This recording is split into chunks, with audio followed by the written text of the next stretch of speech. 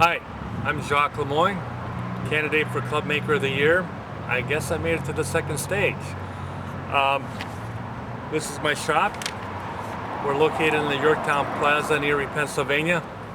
We're about 3 lights away from I-79 because we get a lot of people from out of town. We get people from as far as Du Bois, PA, Cranberry, that's outside of Pittsburgh, and as far as Hinckley, Ohio.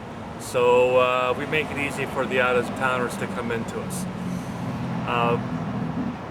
I got into golfing back in the 80s.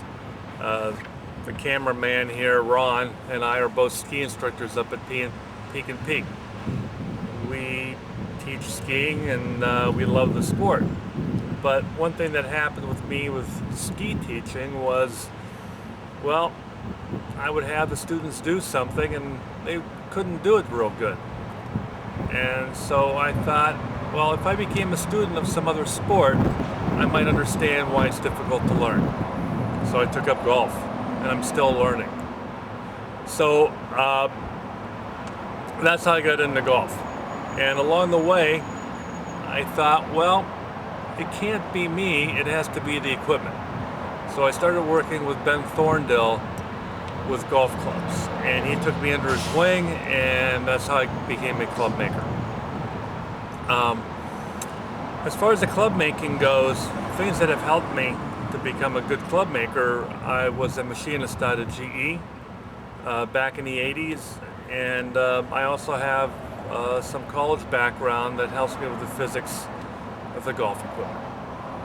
So let's go in and take a look around the shop and give you the nickel tour. When the customers first come into the clubhouse, this is the first thing that they see. What we sell the most of, and Ben Thorndale, my mentor, told me a long time ago, was that I'd be doing a lot of grips. And I have been doing a lot of grips. So what we have here when they first come in are the grips. On this side here we have the regular grips for woods, irons, and over here are the putter grips, and the OEM grips are down here. The customers really aren't very knowledgeable about grips, and we usually have to educate them on the type of grips that there are and how they work. One thing that we do when people come in for grips is that we'll measure their hand with a caliper, and we'll check the hand from the lifeline to the end of the middle finger. Then we have a chart that gives us a starting point for measuring the grips.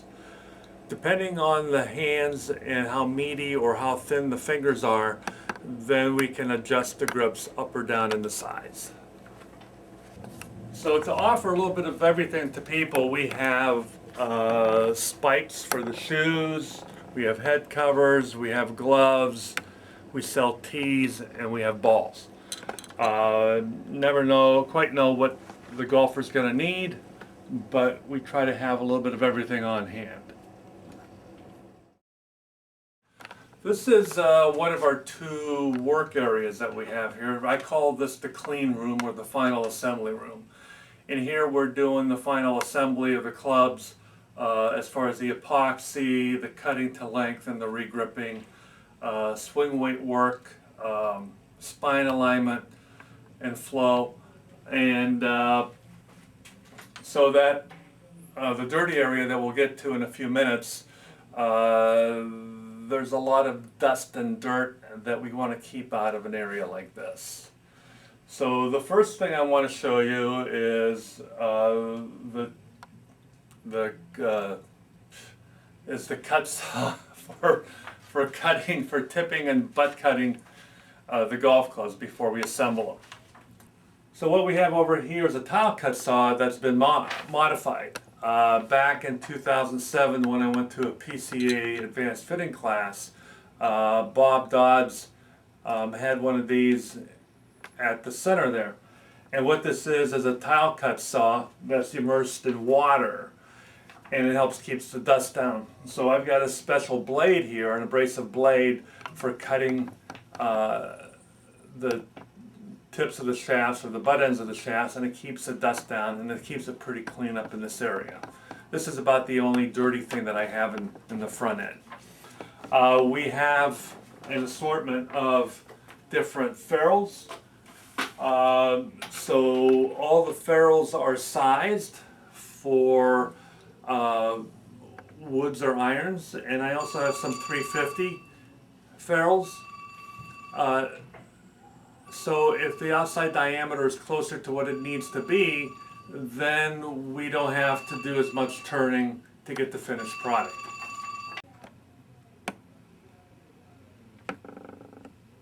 At this end of the shop, we have some equipment for turning ferrules, removing the paint off of graphite shafts with a special belt on here, and then a belt over here for braiding steel tip shafts.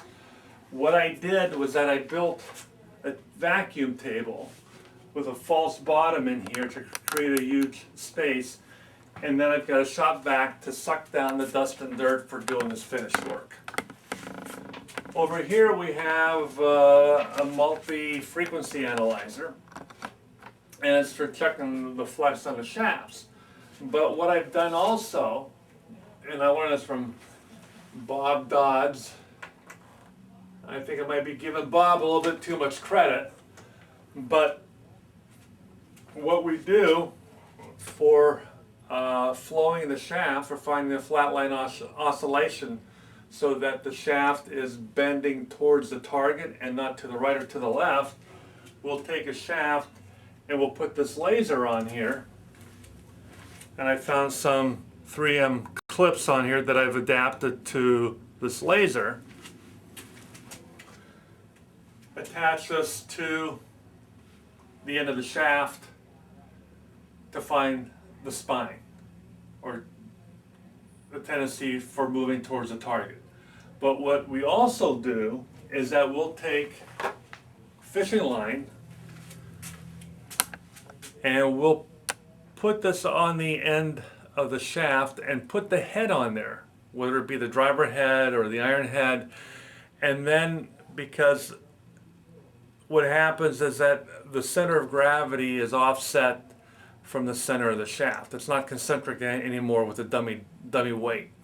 So this might change how it torques on the shaft, and this gives us a true flat line oscillation of the shaft with the club head on it. What we also do over in this area here is that we have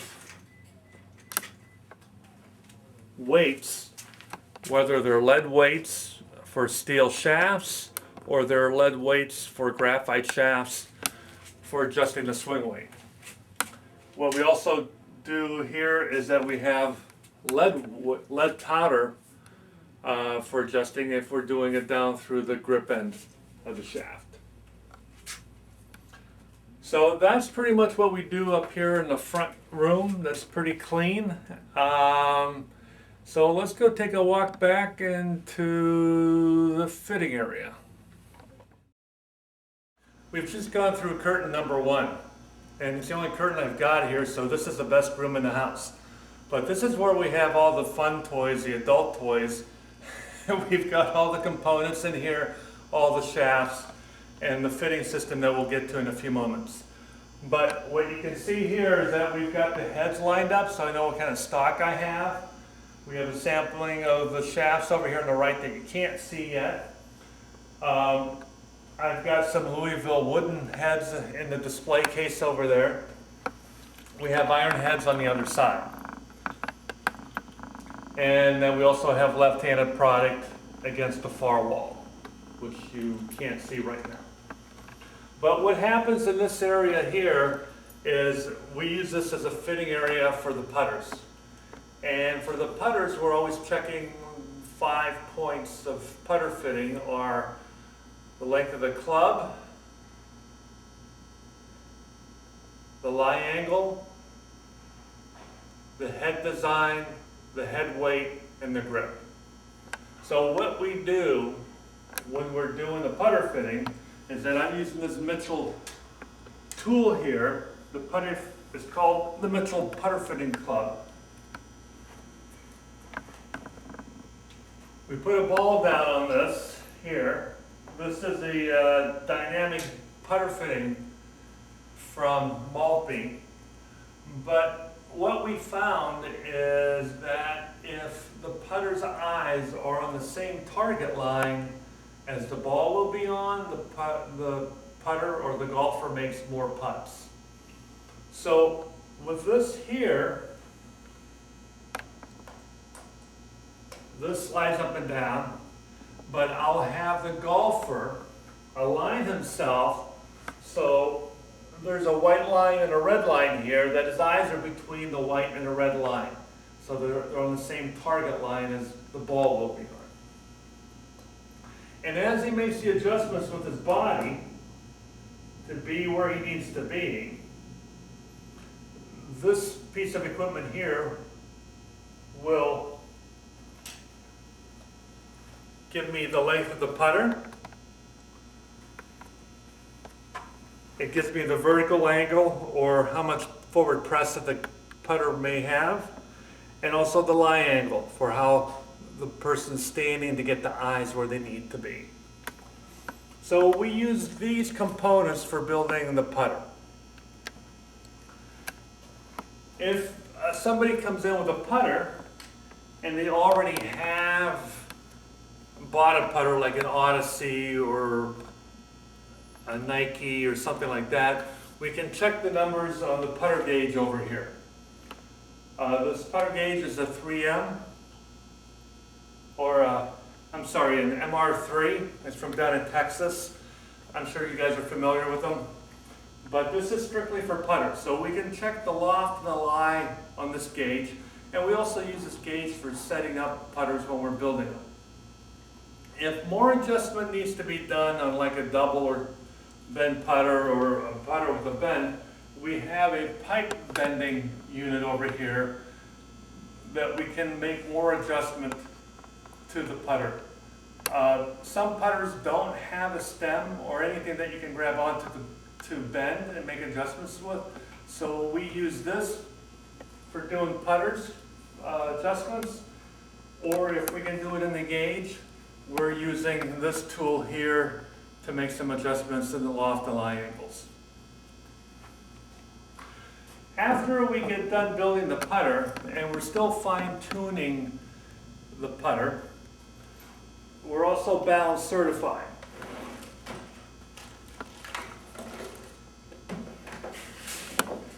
So the feel of the putter is important, but sometimes the total weight is important.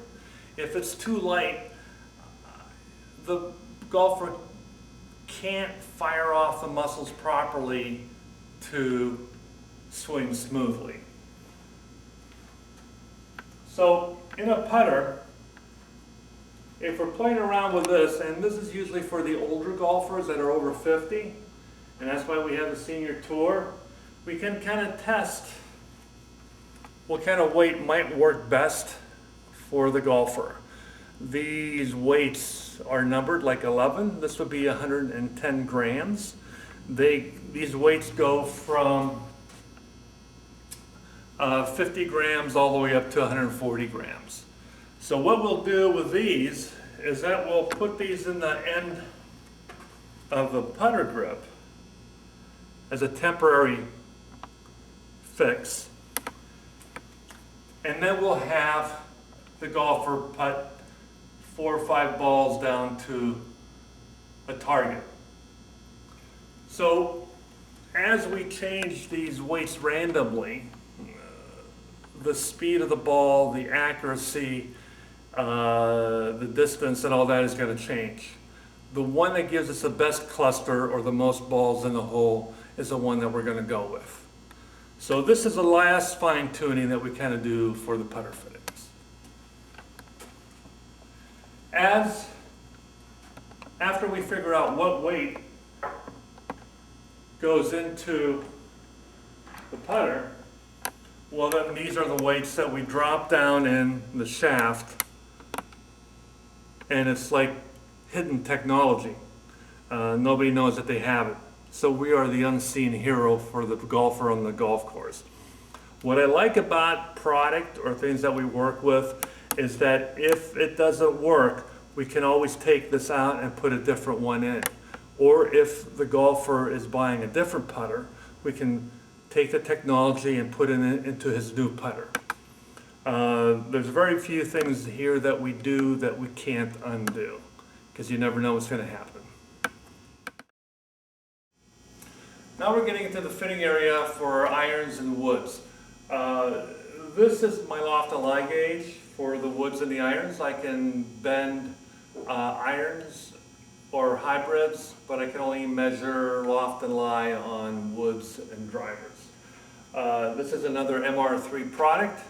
I like they're made out of aircraft aluminum, and it's guaranteed to be within 1/4 degree of accuracy. So what we're going to show you how to check the loft and lie on a club. I've got a 7-iron over here, and Ron will probably take some close-ups of the piece of equipment after I get done here. But on the side here is a grate, and there's holes with numbers in them. So I've got this in a number 7 hole for a number 7 iron. You put the iron into the unit.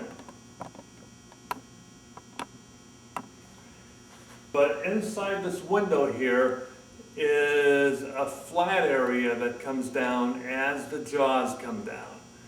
And the flat area has to be level or even with the score lines. This is a close-up of the loft and lie gauge, and you can see right in through here where the score line is and where the bottom of that flat area is, which is part of the upper jaw. So this unit is good for left and right-handed clubs, whether it's irons, hybrids, fairway woods, or drivers. Along the bottom here is a scale. So with a 7-iron, to be zeroed out, it starts out at 35 degrees of loft, and the average lie is 62 degrees of. And this is the part of the gauge that goes up against the shaft again, but here you can see that we're just a hair above 62 degrees, so this is almost textbook. The zeroed out area here is at 35 degrees, and that is just maybe 1/4 degree weak on the club. We use this loft and lie gauge a lot for doing lie fittings on customers. If they buy a set of clubs, we'll have them hit each club individually, and then we'll make an adjustment and then put impact label on the bottom of the club and have them hit again. We have the philosophy of having the customer here for maybe 45 minutes or an hour to do this, because each club is going to have different toe droop. And what we found is that with a steel shaft, depending where the weld is in the shaft, because you know the logo is a random placement on the shaft, where the weld is in the shaft has an influence on the toe droop. So some shafts might have more toe droop and some shafts may have less toe droop. So that's why we do them individually for the customer. So we have the correct amount of Lionel for each individual club. Now we're into the fitting area.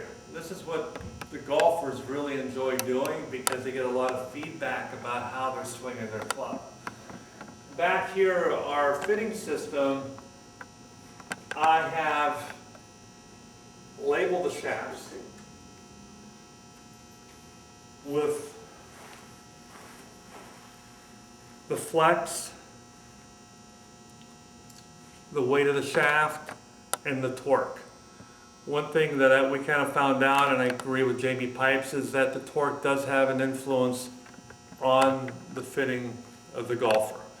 One unit that we have is a swing right to measure the release of the golfer, and I found out that the release point and the torque have a big correlation. So what we do with the launch monitor is that we'll start out with a base club, which is the club that the golfer owns at the time.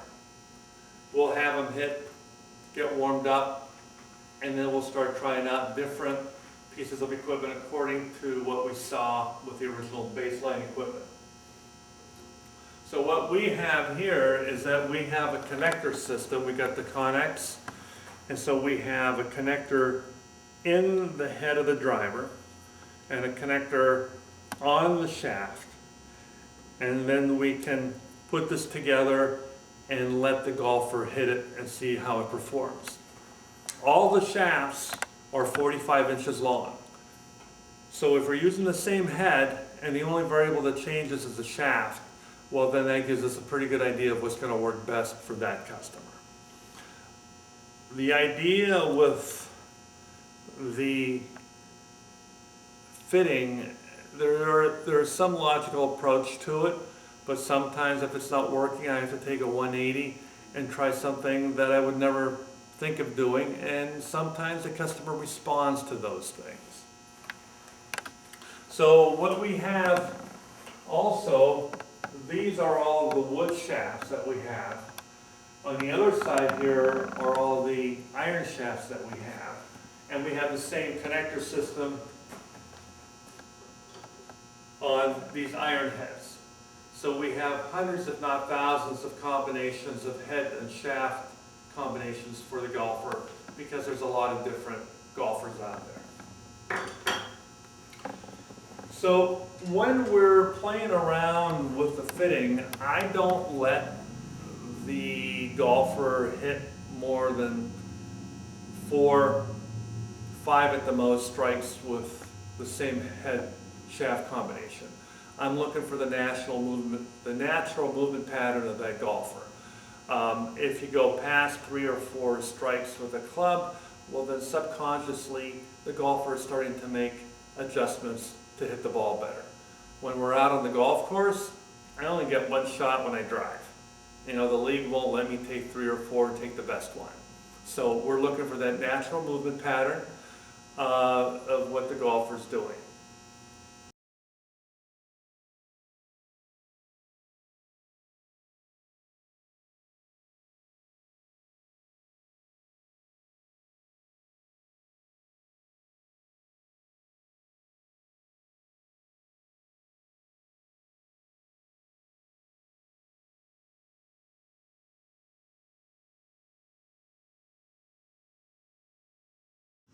At the clubhouse, we use a Vector Pro launch monitor for the fittings.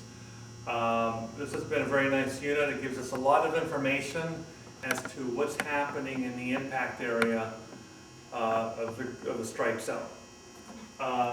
This is information that's produced by the Vector, and what I like about it is that it's telling us how you're attacking the ball. It tells us about the inside to outside, outside to inside, or inside to inside club path. It tells us if the face is open, closed, or square. And it gives us all kinds of numbers as far as the ball speed, the smash factor, and things like that. The club impact information is important because if there's something chronic as far as the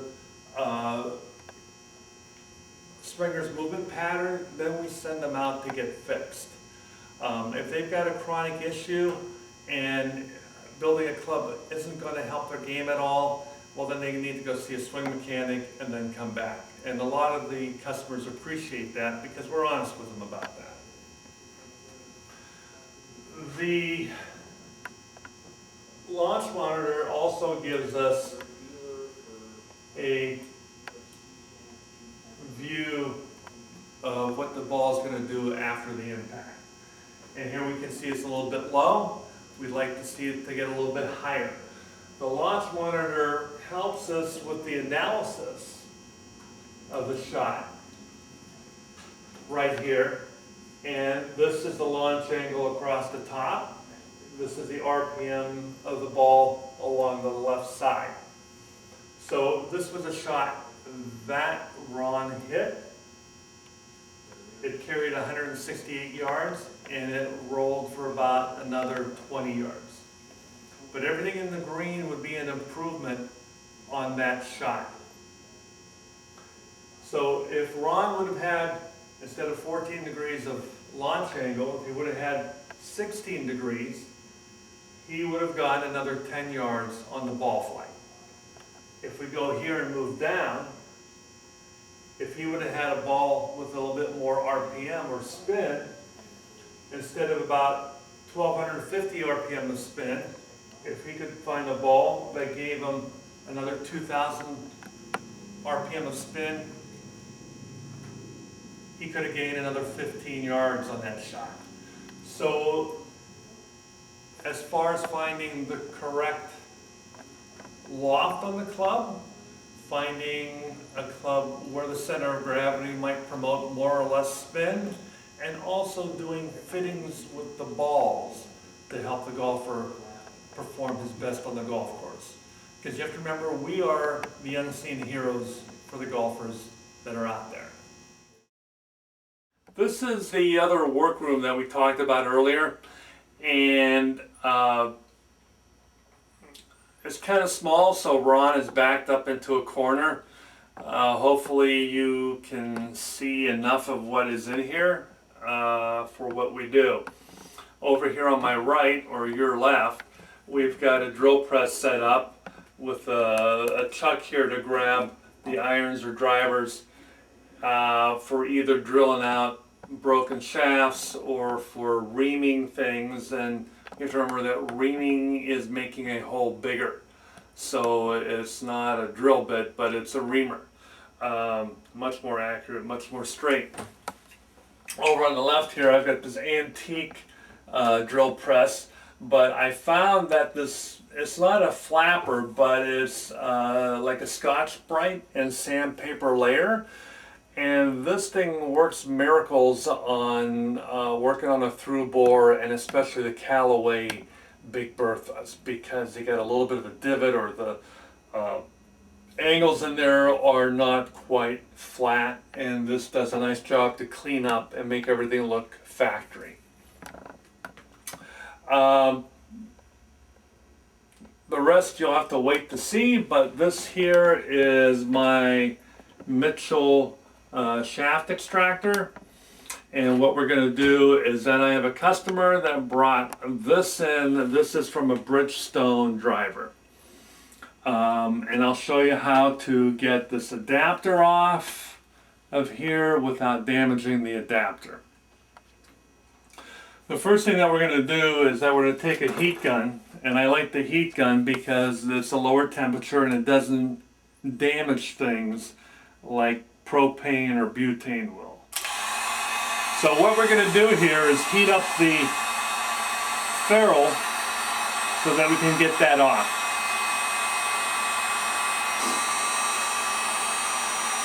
A little bit of heat softens it up, a lot easier to get off.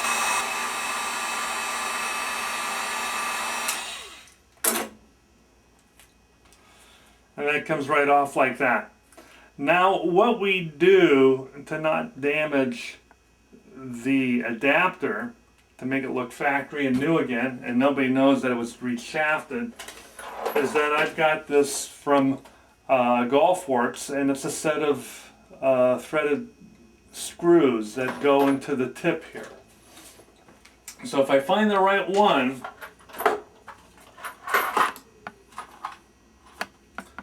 it'll fit in here.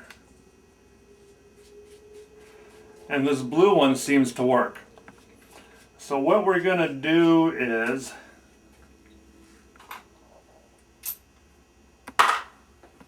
put this big fat washer on this screw or bolt and screw it into the bottom of the adapter like it was in the shaft, in the head.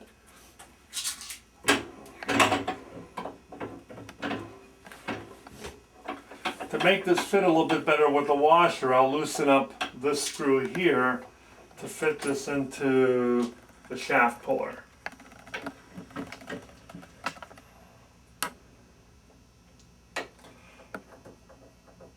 Snug it up, grab the old shaft and the puller. We're going to heat this up for about 30 seconds or so and then see if she comes off. So the pulling action is going to be on this washer here, on the bolt that's up inside the adapter, never touching the adapter itself.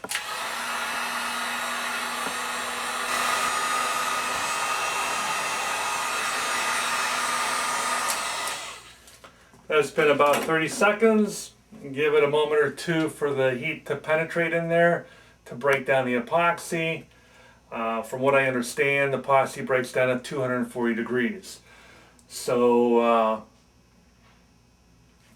let's see what happens.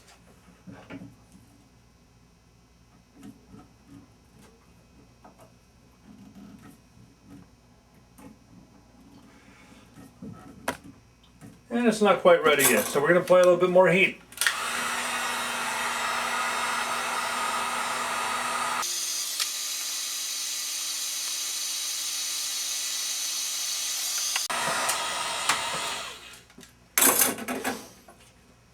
Give it a moment to cook through the metal down to the epoxy. I hope it's not cement. That doesn't work real good.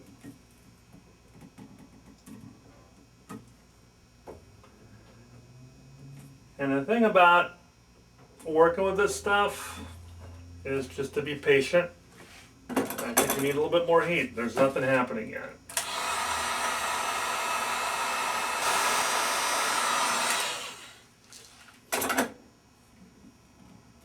And there it goes. Just need a little bit more heat, a little bit more talking to, and it's coming right off.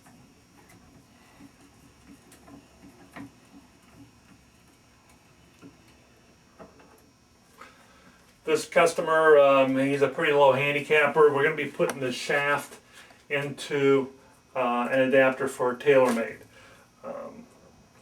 So.